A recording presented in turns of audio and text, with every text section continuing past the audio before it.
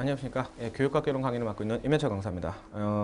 19강 교육과정의 개념과 유형에 대해서 이제 아마 19강부터 여러분들 교육과정에 대한 거. 그래서 교육과정에 대한 전반적인 이론들, 유형들을 배우게 됐고요. 앞으로는 그 다음에 그 이어서 여러분들 우리나라의 교육과정의 변천사. 네, 우리나라의 교육의 변천사는 교육과정의 변천사는요 기본적으로 크게 많지 않고요, 여러분들.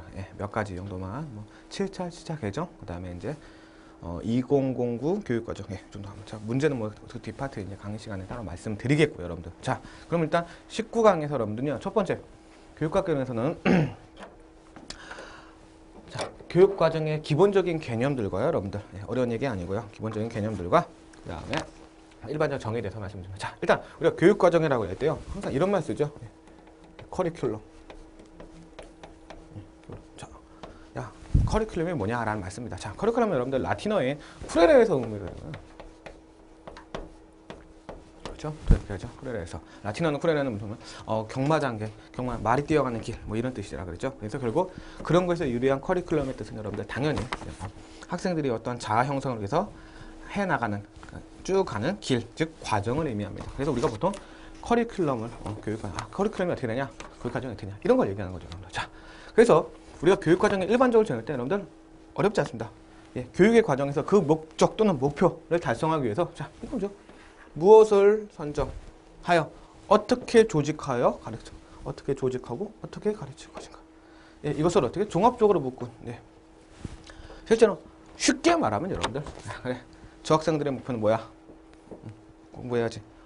저 학생은 수준이니까 어떻게 조직해서 어떻게 구성을 짜서 그 목표에 달성하는 그런 과정을 전반적으로 교육과정입니다. 자, 여러분들 굳이 교육과정에 대해서 크게 여러분들 의미 두실 필요 없고요. 그 다음에 실제로는 우리가 편하게 얘기는 이렇게 하는 거죠, 여러분들.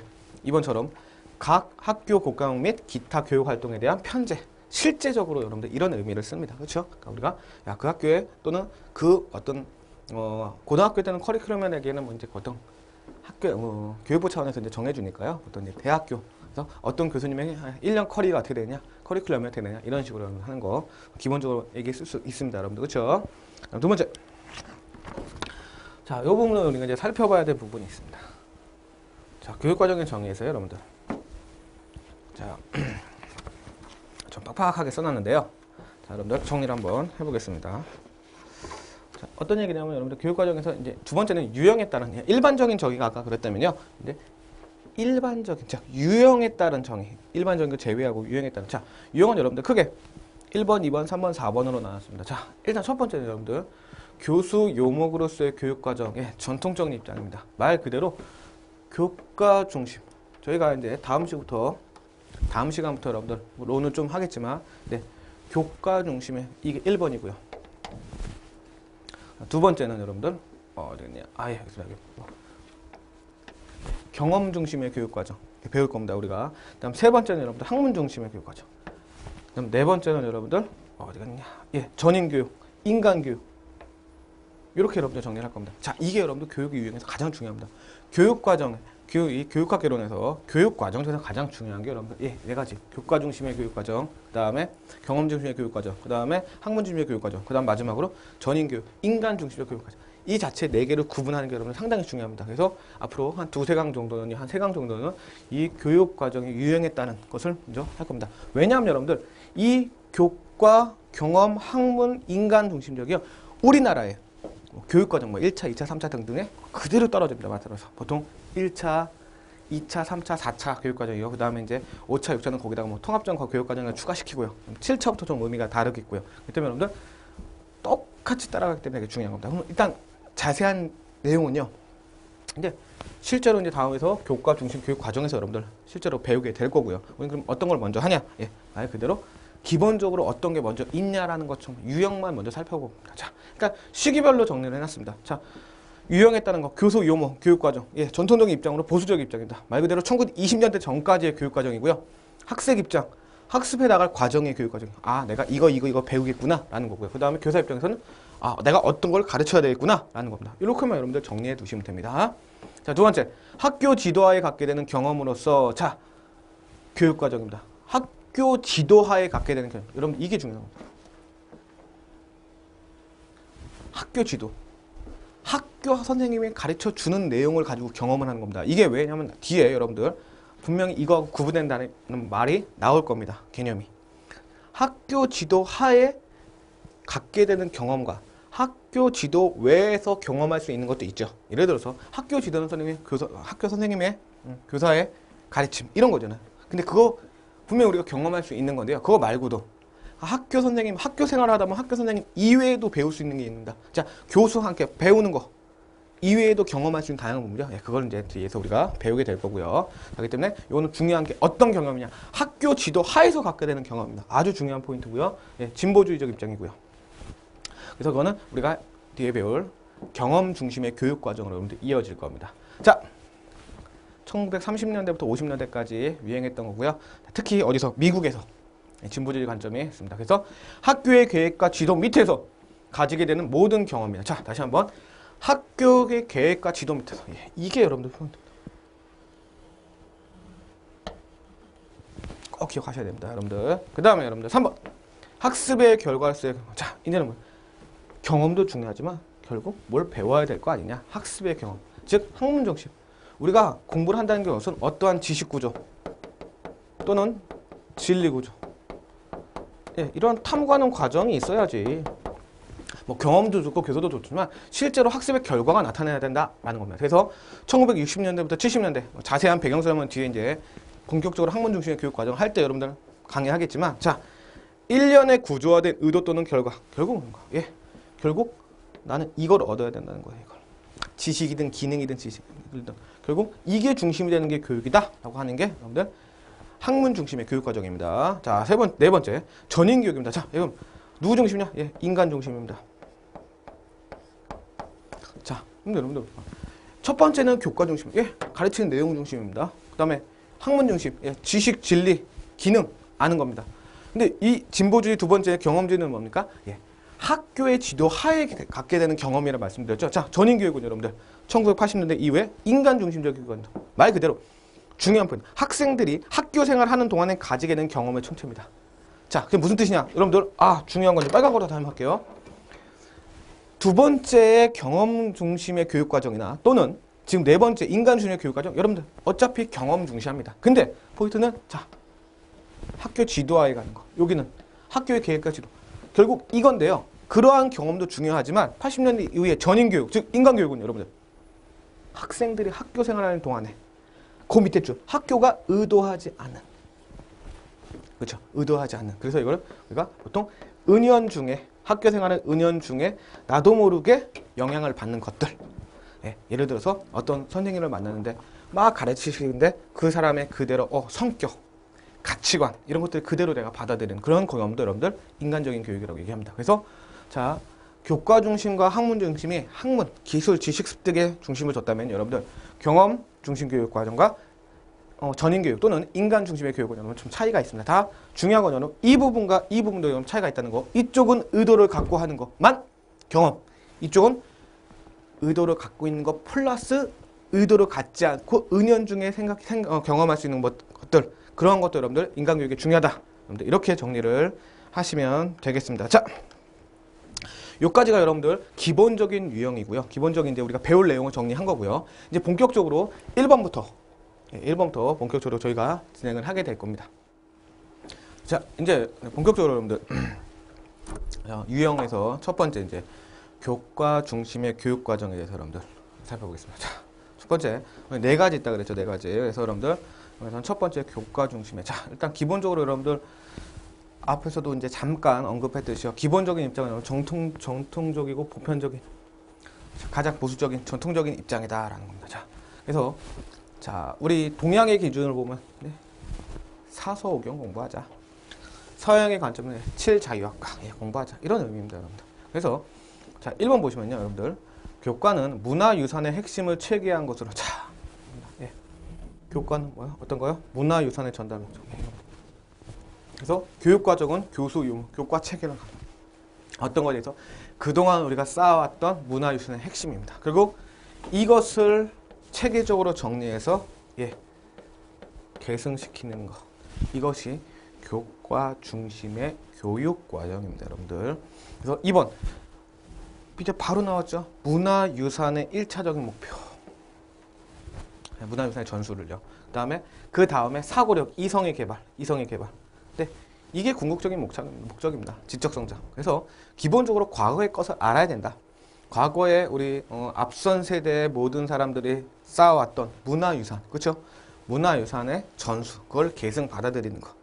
그게 첫 번째 교과 중심의 교육 과정입니다, 여러분들. 그래서 자, 3번부터 중요한 게 이제 이런 게 시험에는 이런 포인트가 나온 거죠. 그래서 어떻게 하냐? 기존의 문화적 유산을 체계화해서 누가? 교사가 설명식 위주의 교사. 자, 교사 중심의 설명적. 그럼 여러분들 당연히 교사의 권위는 그렇죠, 올라갈 수밖에 없겠죠. 그래서 논리적이고 아주 키워넣어놨습니다. 기존의 문화유산 체계를 어떻게 합니까? 논리적으로 체계적으로 배열을 한 겁니다. 이해하시겠죠? 그래서 그것을 교사가 중심이 돼서 설명하는 겁니다.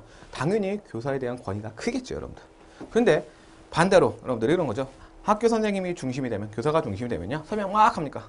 앞에들 지금 제 강의 보고 들으시면 안 됩니다, 여러분들. 중요하신 거고요, 그렇죠? 아니고, 자, 물론 어쩔 수 없이 저희는 이 교과 중심의 교육 과정을 저희가 수업을 하고 있지만, 여러분들은 조심하고, 그래서 여러분들 여기 흥미를 유발한다. 그러면 기본적으로 흥미를 유발할 수는 있는데요, 그러지 않을 가능성도 약간은 존재하죠, 그렇죠?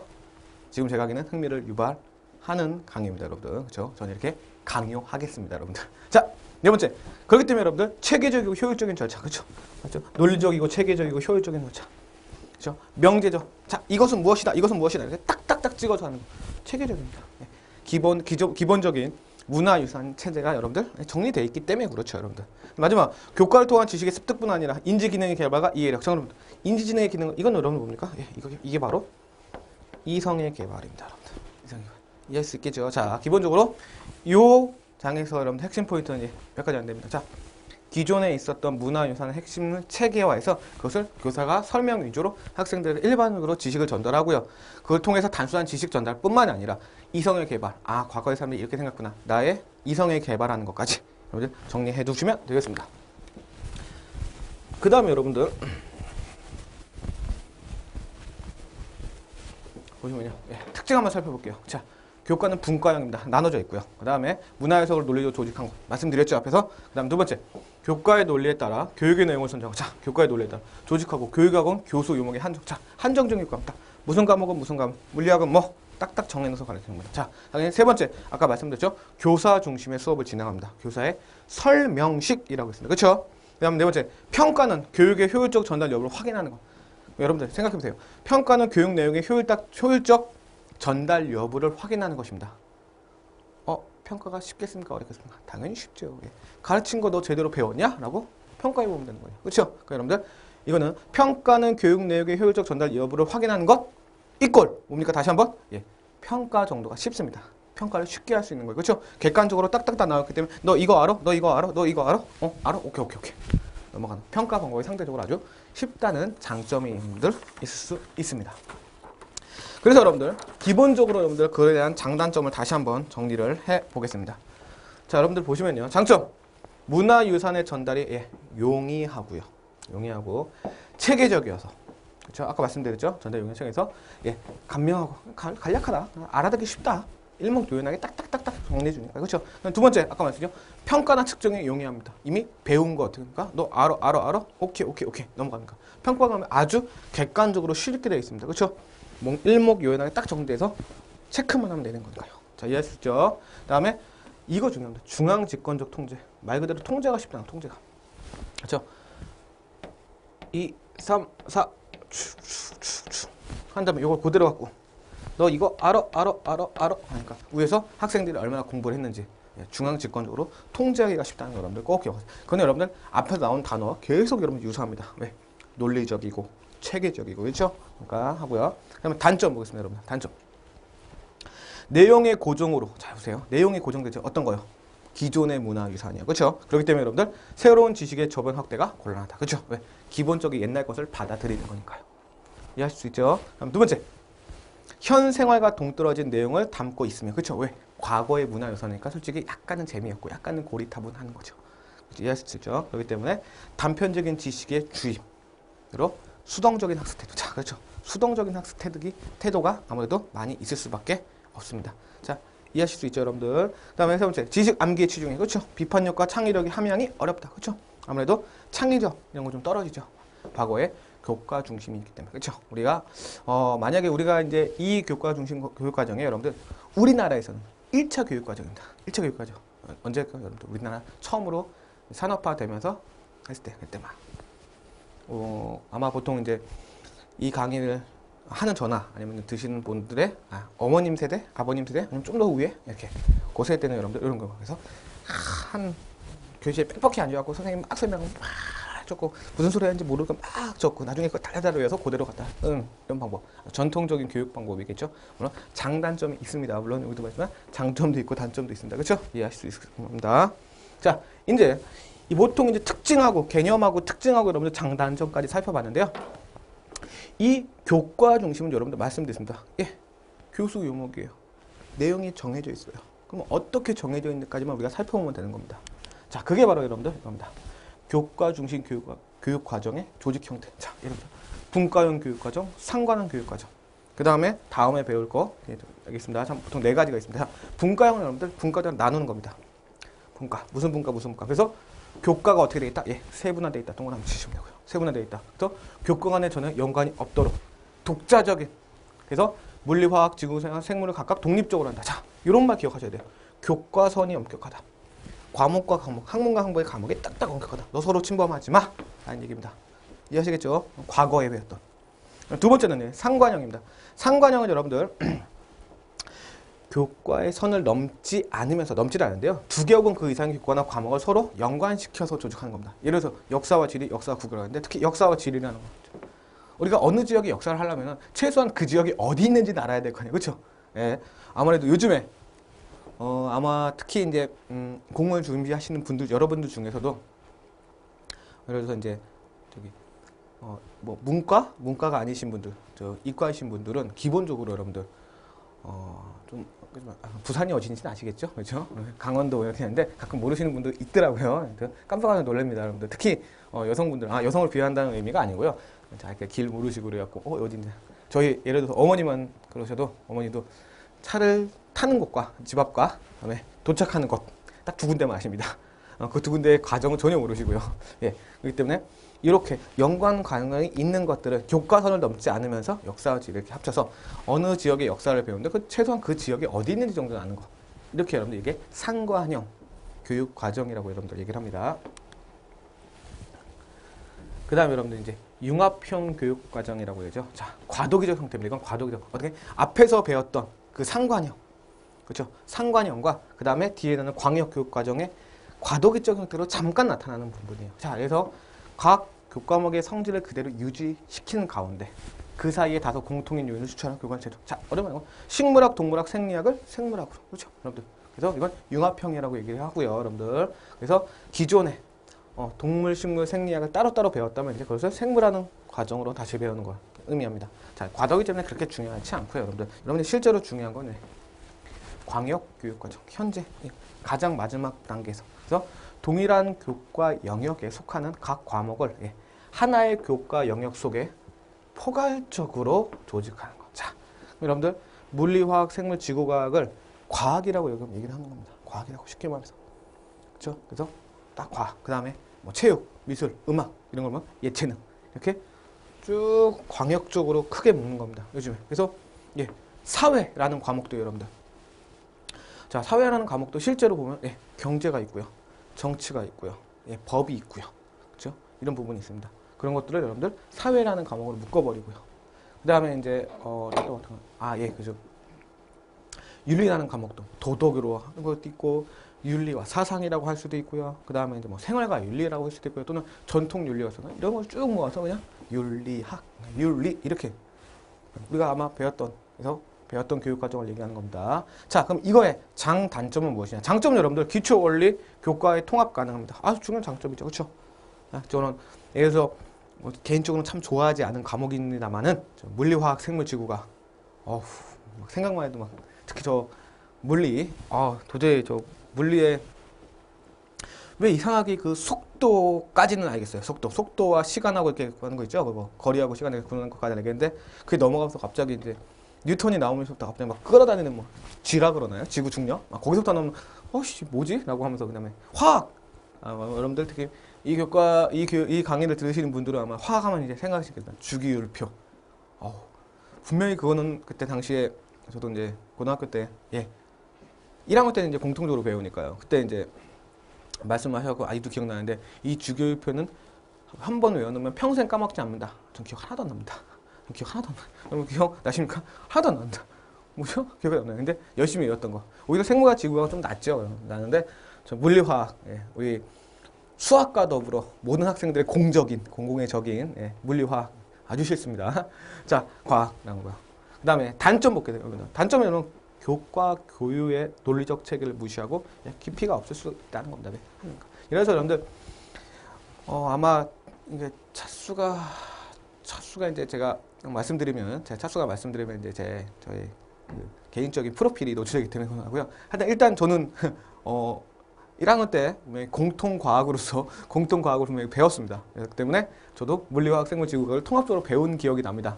그래서 물리는 아까 말씀드렸듯이 중력위엔 잘 기억이 안 나고요. 화학은 주기율표 빼는 건 기억이 안 나고요. 그다음에 생물은 유전자? 뭐 명세책 뭐 배운 기억나고요.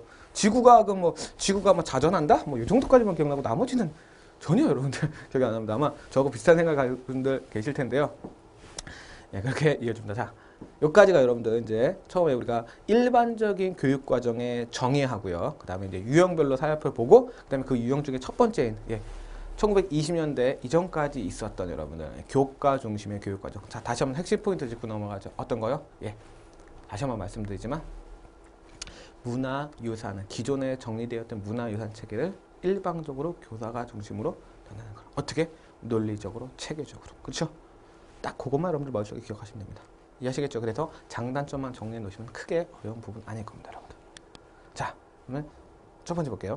교과 중심 교육 과정의 개념과 관계가 없는 것은이라고 나왔습니다. 자, 첫 번째 설명 위주의 교습. 말씀드렸죠? 설명 위주. 누가? 교사의 설명 위주. 재미없을 수도 있다라고 했습니다, 여러분들. 절대 제 강의도 이렇게 하지만 조심하면 안 됩니다. 그 다음에 두 번째, 한정된 교과 영역 안에서만 학습 활동이 이루어진다. 그렇죠, 여러분들? 딱 정해놓고 거기서만. 그 다음에 이제 문화유산의 전달이 주된 교육내용이다. 말씀드렸죠? 문화유산의 전달. 그렇죠? 자, 아동 중심 교육관 여러분들. 아동 중심으로 하면 여러분들 아까 맨날 1번하고 반대가 되죠. 상충이 되죠. 그래서 설명 위주의 교수법은 교사 중심으로 가는데 어떻게 아동 중심의 교육과정이 됐습니다. 아동 중심으로는 아이한테 와서 아이의 흥미를 유발해야 되는데 그렇지 않다는 거죠. 여러분들 꼭 기억하시기 바랍니다. 자, 두 번째. 다음 중 교과 중심의 교육과정 유형이 아닌 것은 여러분들 이거는 제가 굳이 이러한 말도 안 되는 문제를 설명해 놓은 거는요. 여러분들 내용을 다시 한번 보기 위해서입니다. 여러분들 답은 방금 생각 중액교육과정은 없죠. 여러분들 이건 뒤에 배울 거고요. 그럼 생각 다시 한번 광역 맞습니다. 방금 전에 말씀드린 거 생물, 지구과학, 물리, 화학을 어떻게? 과학이라고. 그렇죠? 제가 지금 문득 말하는데도 물리화학, 아까는 물리화학, 생물, 지구과학 써놓고 지금 제가 뭐라고 했습니까? 생물, 지구과학, 물리, 화학이죠. 그만큼 물리화학이 싫다는 거예요, 여러분들. 의도적으로, 본의 아니게 의도적으로 그런 겁니다, 여러분들. 자, 오케이 하시고요. 분과는 여러분들 말 그대로 첫 번째 딱딱 구분해. 그래서 교과선이 엄격하다라는 거 여러분들 다시 한번 기억해 두시고요. 상관은 여러분들 그냥 말 그대로 관련된 것거든요. 그래서 관련된 것들만. 그래서 아까 교과서는 서로 침입하지 않는 상태에서 역사와 지리, 역사와 국어 이런 쪽으로. 아니면 요즘 같은 거는 정치와 경제, 국제 정치와 경제 이런 거 같이 뗄래야 뗄 수 없는 관계 그런 걸 묶어놓는 겁니다. 자, 중요한 건 여러분들 우리가 다음 강의에서 여러분들 볼 내용이고요. 그래서 다시 한번 정리해주고 답은 4번이겠고요. 그 다음에 여러분들 이제 자, 다음 중 교과 중심의 교육 과정의 단점 여러분들 장단점을 한번 정리 다시 해주셔야 된다고 이렇게 말씀드렸죠. 자, 장단점 첫 번째 체계적인 지식과 기능을 전달하기 쉽죠. 이게 정답이죠, 그렇죠? 쉽다. 알겠습니다. 왜 논리적? 두 번째 학생들의 능력, 흥미, 필요가 무시당할 우려가 있다. 그렇죠? 왜? 다시 한번 강조합니다. 교사 중심의 설명식이니까. 그렇죠? 그래서 여러분들 저도 그렇게 하지만 흥미를 유발하게끔 농담을 하는데 제 농담을 받아들이지 못하시는 분들은 저하고 세대 차이가 나는 건데요. 제가 그렇게 나이가 많지 않습니다, 여러분들. 항상 젊게 달라고 노력하고 있습니다. 자, 그다음 세 번째. 실제 생활 문제와 유리되기 쉽고 경쟁적이며 실용적이다. 그렇죠? 유리되기 쉽다. 유리가 무슨 말인지 알죠? 실제 생활 동떨어져 있다. 고 경쟁적인 비실용적. 그렇죠? 비실용적. 할 수 있다라는 거고. 그다음 네 번째, 학습 내용이나 그다음에 학습 경험의 조직 및 배열이 비능률적. 아니죠, 조직적이죠. 아니, 비능률적이죠. 왜냐하면은 조직이 학습 내용이나 학습 경험의 내용이 전혀 없기 때문에 그렇죠, 여러분들. 없기 때문에. 자, 그럼 여러분들 이렇게 정리를 해보시면 됩니다. 이게 지금 여러분들 단점이 아닌 것은 쉽다라고 하는 거니까 여러분들, 그렇죠? 이게 답이 되는 건데 답은 이거고요. 문제는 이러한 것에 이게 좀 단점이죠. 그럼 이것을 비판하면서 나타나는 것이 여러분들 두 번째 뭐죠? 경험 중심의 교육 과정입니다. 그러면 여러분들 우리가 첫 번째 큰 틀을 이해하시면 됩니다. 첫 번째 우리가 뭐 배웠죠? 교과 중심의 교육 과정을 배웠습니다. 그럼 이거에 대한 장점도 있고 단점도 있을 거예요. 그렇죠? 그럼 그 단점은 그 다음 교육 과정에서는 어떻게 합니까? 그렇죠. 비판하면서 보완하면서 나타난 거죠. 그 다음은 어떻게 합니까? 그 보완한 걸 다시 여러분들 융합하고요. 그 다음에 좀 새로운 데로 가는 거. 이게 항상 나는 거죠. 그러니까 첫 번째 여러분들 교과 중심 교육 과정 이렇게만 딱 정리해 놓으시면 됩니다. 자, 어렵지 않으시죠, 여러분들? 자, 이렇게 여러분들 19강 강의를 여러분들 마무리 짓고요. 그 다음에 20강부터 제가 한 두세 강 정도 더 여러분들 교육 과정의 유형에 대해서 배울 겁니다. 아마 다음 시간에는 이제 경험 중심과 학문 중심으로 넘어갈 겁니다. 자, 이해하시겠죠, 여러분들? 자, 여기까지 마무리 짓고요. 다음 강에서 다시 뵙도록 하겠습니다. 자, 고생하셨습니다.